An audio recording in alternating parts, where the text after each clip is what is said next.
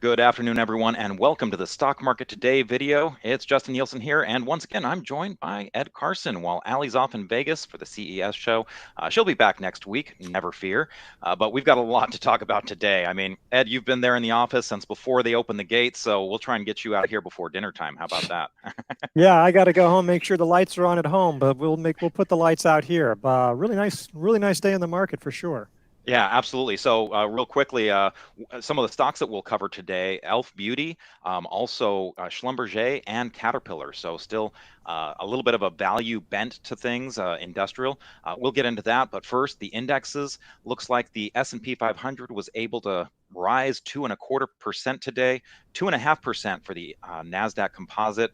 The Dow Jones Industrial Average up 2.1%, and the Russell 2000 rounding it out with a 2.25% gain. So gains all around. We're still waiting for those final volume figures to kind of see where that leaves us in terms of the strength of the rally. But by all measures, it was a strong day. But it didn't really start out that way. I mean, we were all talking about the jobs report, and hey, we don't want to do too much before this jobs report. So Ed, can you walk us through? We got the jobs report, a gap up, then we went negative for a little bit, and what turned things around? Yeah, the jobs report was sort of mixed. I mean, the jobs were a little stronger than expected. The jobless rate fell to matching a 50-year low. That's probably not what the Fed wanted to see. But wage growth came down considerably, and there was some downward revision. So that was positive. But it was a mixed report. But then we got the ISM non-manufacturing index, sort of the services index, other things.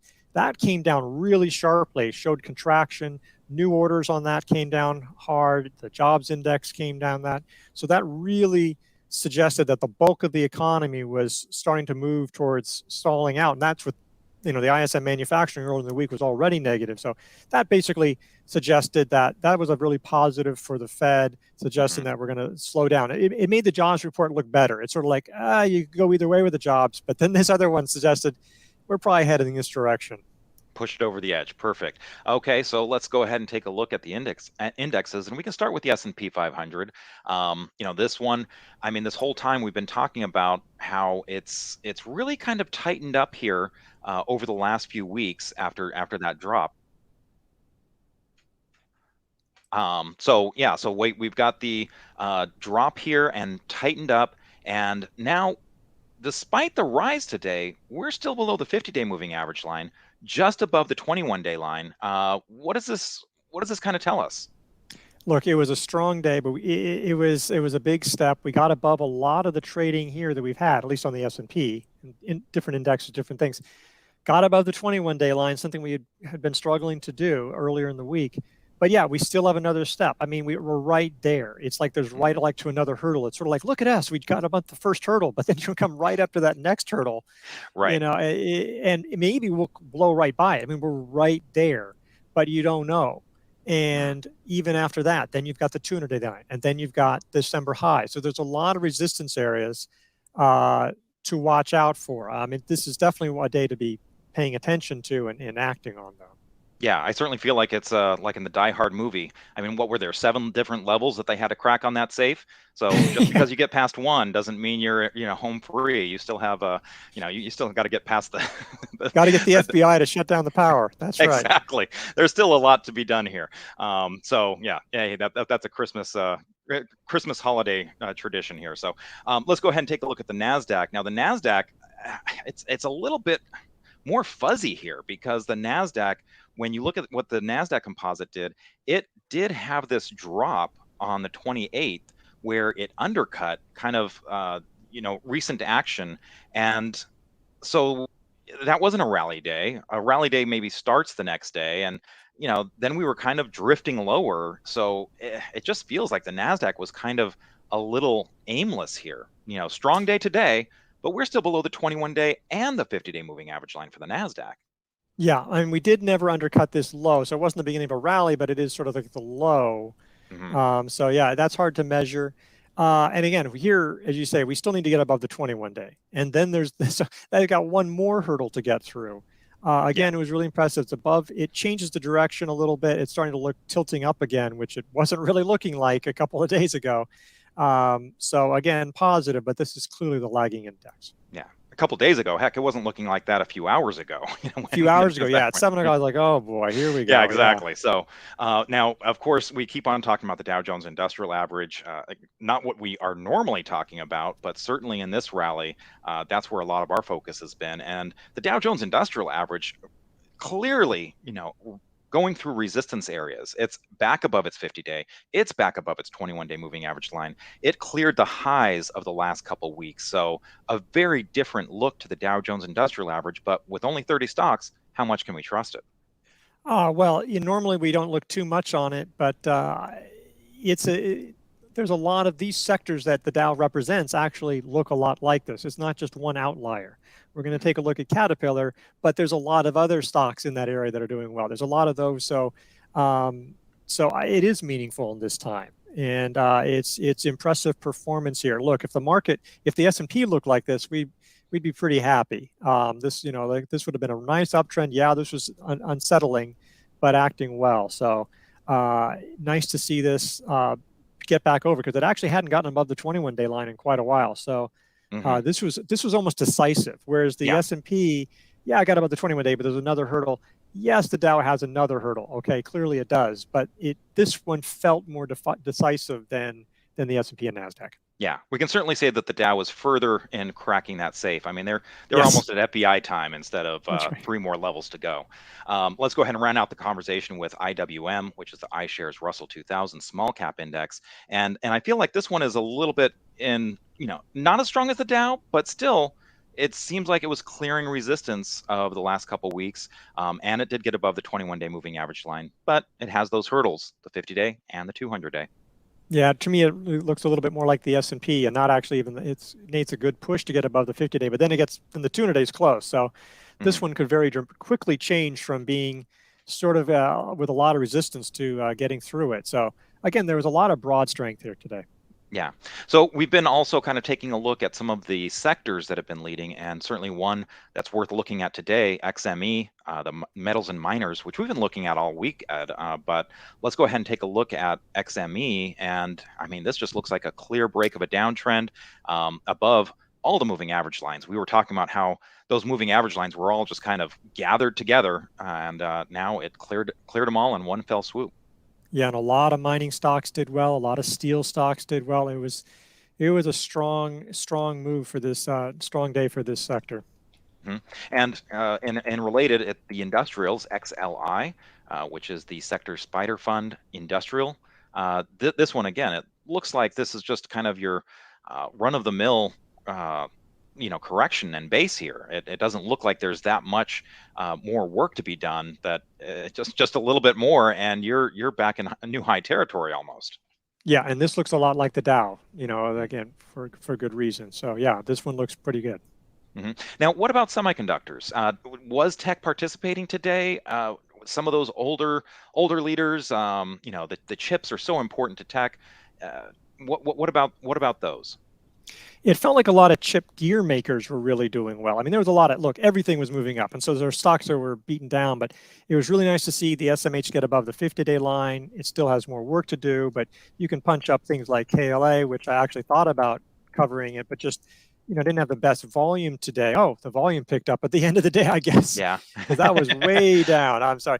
But so that one popped up, and there's a number of them like this, that sort of bouncing above the 21-day line, rounding from the 10-week line. Nice action in that regard. So that there, but generally, there's still the chips have work to do. But it's nice to see. If you're going to see a tech rally, if you're going to see growth coming in, really need to see the chips picking up. Yeah. So, on the flip side, let's also take a look at 2022's Darling, which was energy, and XLE is the energy sector Spider Fund. This one doesn't look as strong. I mean, it got right up to that 50-day moving average line and got turned away. Yeah, energy prices backed off their intraday highs. I think oil prices just rose up a sliver today, and we're down 8% for the week. And to be honest with you, I don't even know how XLE did this well. I mean, crude oil was down 8%. Natural gas was down 17%. I mean, at some point, we always talk about the underlying commodities, underlying things. It's like that. It's just to me crazy. But there may be anticipating better prices down the road. I don't know, but there's definitely some stocks that are doing well, like Schlumberger. Hmm. But yeah, it also suggests if you could just get oil prices just rise, you might imagine what could really move. But yeah, it's not there yet. It's not like XLI and XME. Right. Well, one factor there is XOM. ExxonMobil is, of course, is one of the largest weights in XLE, over 20%. That one did clear its 50-day moving average line, while CVX, Chevron, the other one that is a very high weight, it looks a little bit more like XLE, kind of getting that resistance at the 50-day moving average line. And as you mentioned, we're going to talk about Schlumberger in a little bit, but we could talk about the OIH, which is your field services in the energy space. And this one did clear its 50-day moving average line as well. Yeah, there might be demand for more drilling. That there may be that. I think there's anticipation of that beyond the pricing that they need to drill more. So this is going to look a lot like SLB. So this is pretty interesting action. Yeah. Now, what about the bonds? We've been tracking the 10-year Treasury yield, and it looks like there was a pretty decent drop in the yield today. Yeah, really big drop today, really big drop for the week. This one's showing 31 basis points for the week. I've seen other 26, depending on how because December 30th was a little bit odd with the pricing, but really big drop, giving up a lot of the gains. So that's a positive. But on the other end, a positive for the growth stocks to a certain extent, but it also reflects some recession risk concerns, not just cooler inflation. So it's a mixed bag on that front. But yeah, so that was but a big move today. Yeah. One I forgot to mention also that we've been tracking this whole weekend was RSP. We've been talking a little bit about how some of the mega cap tech stocks are weighing the indexes down a little bit. But if you switch to that equal weight, like they do for the Invesco S&P 500 equal weight, RSP is the ticker symbol on that. Is this showing you a little bit of a different picture when you're not weighed down by the mega caps? Absolutely. While some of them did well today, this was just in a better position. This was right there at the cusp of the 21, the 50, and the 200. So you get a 2% gain, and all of a sudden you get above those levels. It's not like it really outperformed today, but it was just that it's been outperforming in the prior 2 weeks. There's a definite uptrend here, clear. It just wasn't as worrisome as the other ones. Yeah. Let's talk about stocks, and we can start with Elf Beauty. Elf has been one of those stocks that, you look at the chart and it just doesn't look like this had a bear market to contend with at all. It, was in new high ground not too long ago, flattened out recently. I think a lot of us were chomping at the bit for an opportunity to get into this one. So I do have to disclose I did pick up some shares this morning. But it's been holding that 10-week moving average line this whole time. In fact, this flat base that it formed kind of let that 10-week moving average line catch up to it. So what's your analysis on this one? This one was almost like just textbook in the sense of like holding so strong in a weak market, really tight. Moving averages comes up, the relative strength line rallying strongly throughout. Even look at that movement during the base, not just through the big run. So after a big run, holding all that, it's got accelerating growth. Now that growth is supposed to slow, which is, not too surprising to have that kind of growth for a makeup, cosmetic company to have. You can't accelerate. But really nice numbers. The volume was really strong. Some of the other names that moved out today, not so strong in the volume, but this one had really strong volume today. I think it was 100% or so. So that was really impressive. This was our stock of the day. This was also added to leaderboard. Just a lot to like about this name. Absolutely. And we can also take a look again for that industrial bent. Caterpillar, ticker symbol CAT on this one. This one is one we've been watching for a while as well. It had this nice base, and as you mentioned, it's one thing when you're not going down and the market is, it really helps your relative strength. Is this too extended? A 3.5% move in one day for Caterpillar is pretty significant. Yeah, that is getting to that point where you might want to ask yourself, do you want to be getting at it? And that's one reason I picked it, is because you just have to remember, be careful in this market. We'll talk about that more. You just have to watch out for head fakes and stuff. So if you do buy it, just be cautious about it. Maybe even take a smaller position. But it's not extended from the 50-day line. It traded really tightly here. And this was almost textbook too. It sort of wide and loose, a bit of a loose, sort of deepish base running up. It was sort of extended and then forming a tight base right next to or above it. That's pretty much textbook. So looking very strong in that regard. Yeah, absolutely. Whenever you can go from wide and loose to tighter action, that's just telling you that there's less uncertainty, there's less price discovery that's needed. Certainly, one of the things I look for. And rounding out the discussion, how about we go ahead and take a look at SLB, formerly known as Schlumberger, but I believe they changed their name to SLB. So that's That's also the right. ticker I keep symbol. on forgetting that. I keep on forgetting. Right.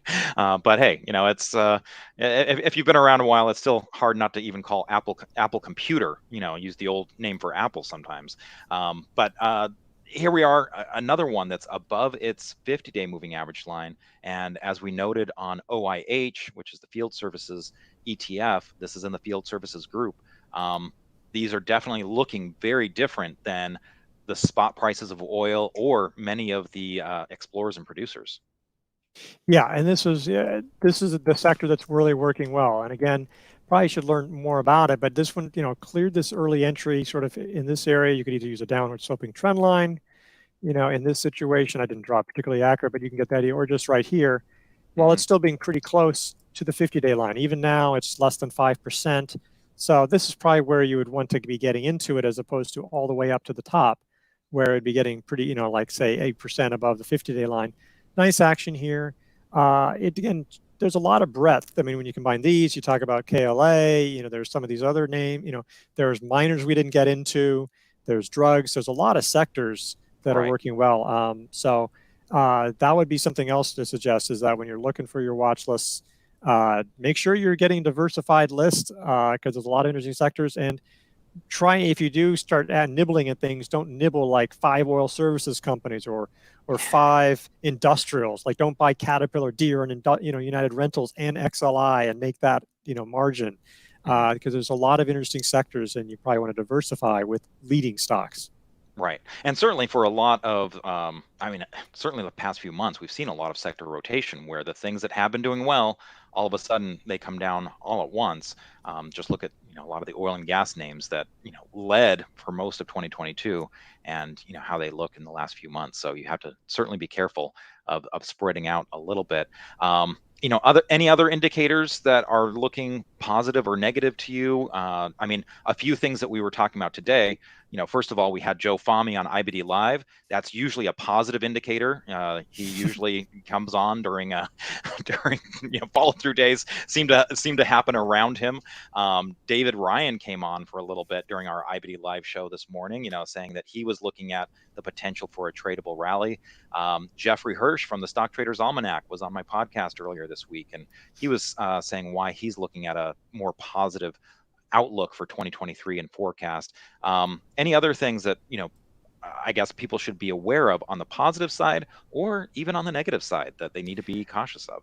Well, a couple of things that increasing the markets, expecting the Fed to only raise 2 more times, quarter point hikes. And if that's true, that's probably a very positive signal. We will get the CPI report on Thursday. That's another one of those key reports that should show inflation continuing to cool.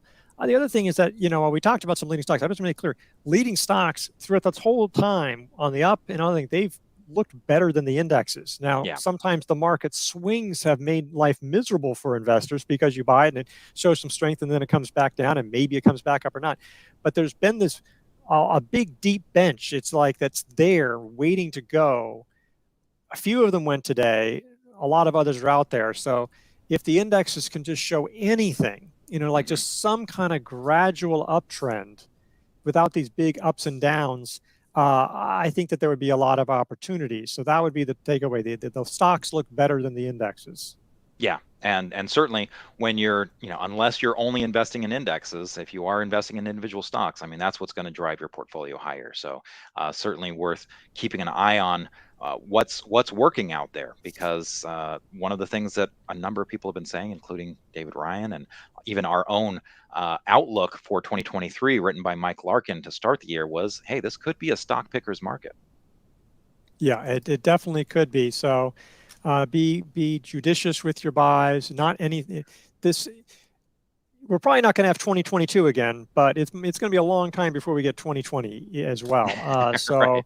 You have to take each market as it comes, and we'll see. There will be opportunities. Is it now? Will it be later? I don't know. So but you should still stay engaged and get those watch lists ready. Definitely a weekend to be doing that. Yeah, and certainly, as you said, one of the things you can do is by adding some exposure, you do kind of use the market as your own feedback mechanism. If the market says, "Hey, it's these things are working," that kind of gives you the feedback that you can add even more exposure. If the market tells you, "Hey, these things aren't working," that tells you to back away, and either that you have to try other things, that your picks were wrong, your sectors were wrong, your area was wrong, or your timing was wrong. And sometimes that just means waiting a little bit longer. Certainly, as you said, there are some headlines that we are going to have to continue to get through as we get more clarity on what the Fed is going to be doing, how inflation is reacting to what the Fed has already done, and what kind of lag time we're leading, with all of those different factors. So, any final departing words here, Ed? No, I hope everyone has a great weekend. Rest up, do some study, do your homework, and we'll see you all back on Monday. Yeah, that sounds like a plan. Of course, we will be back on IBD Live Monday morning, 10 minutes before the open, and going probably about an hour and a half into the trading session. You can always catch us there at investors.com/IBD Live for a trial if you haven't seen it already. Certainly, again, we had we had a lot of people on today. Joe Fahmy made his appearance. He was the special guest, but David Ryan popped on for a little bit. Ed had a little cameo during, to kind of give some economic perspective. We also have a lot of podcasts and educational material to hopefully allow you to kind of weather the storm that we saw in 2022 for an even better 2023. And we hope we can help you do that. Thanks for watching us today. We'll be back on Monday. Have a great weekend, everyone. Take care.